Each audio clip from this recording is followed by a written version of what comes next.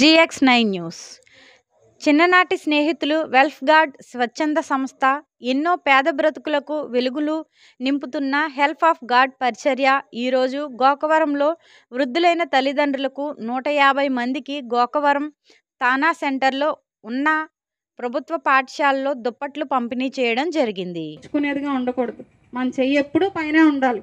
ఒకరికి ఒకసారి ఇచ్చాము అంటే దేవుడు ఎప్పుడు తెలియజేస్తున్నాను.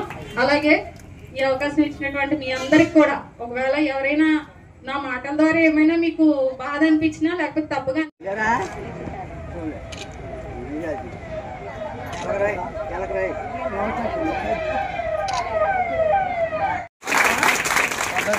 ఈ అవకాశం మాకు కల్పించిన మా చిట్టుబాబు మాస్టర్ మటుకి ఇంటికి ధన్యవాదాలు తెలియపరుచుకున్నాను. వారిద్దరు మమ్మల్ని